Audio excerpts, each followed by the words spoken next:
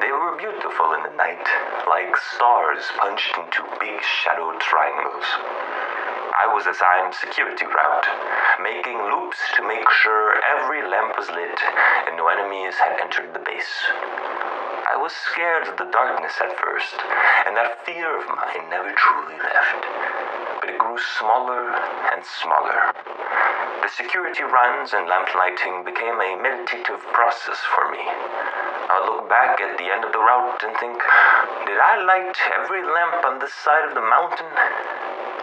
I was deep in my thoughts, like I was hypnotized. I remember once looking out at the sea with that thought. To my surprise, there was another shadow triangle with no lights. It was late when I thought, there's a mountain I forgot the lights on. Then the triangle began to drift and sink into the waters. Lower and lower and lower until it was gone.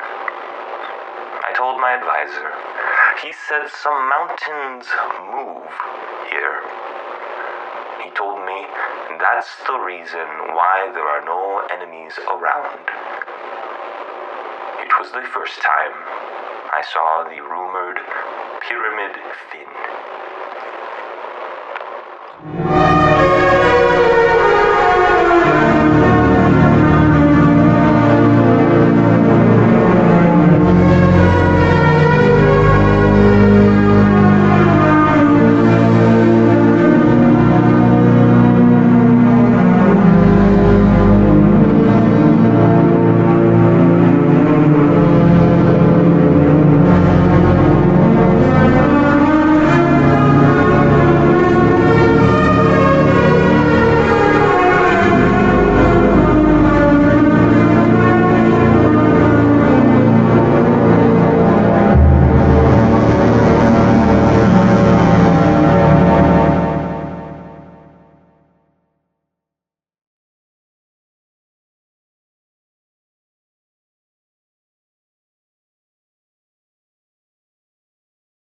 I have since learned that Medusa was not always on Gibraltar.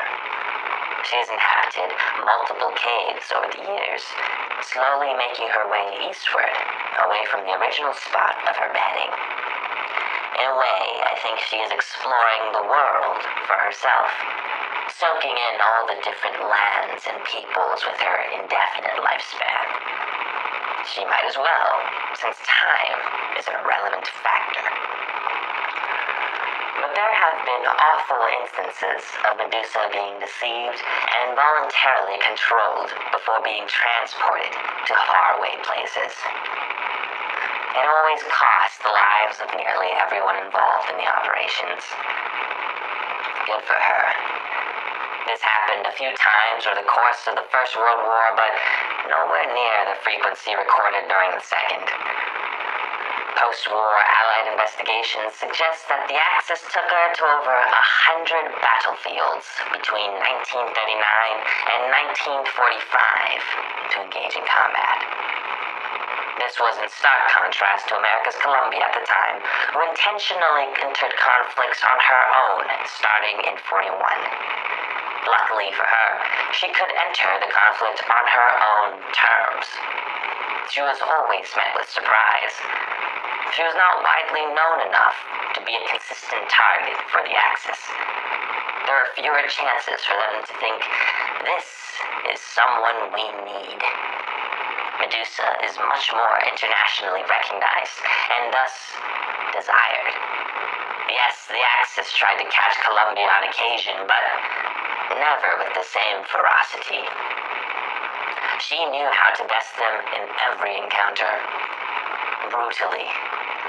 It would be a mistaken assumption this meant that Medusa was any less powerful. They are both astounding and untouchable beings. It is just that, unfortunately, Medusa is more famous. It has nothing to do with Medusa's own choices. It has everything to do with how people see and talk and think about her. Will Columbia be around in Medusa's shoes? Yes, in her own way. But Columbia's not in Medusa's shoes. Medusa is, and she is here. Medusa survived everything to this point. Medusa persists. Medusa is a war veteran, and she continues. This is why Medusa won most battles against Columbia, except 6 out of 27 confirmed clashes. With every beheading by Columbia, Medusa adapted.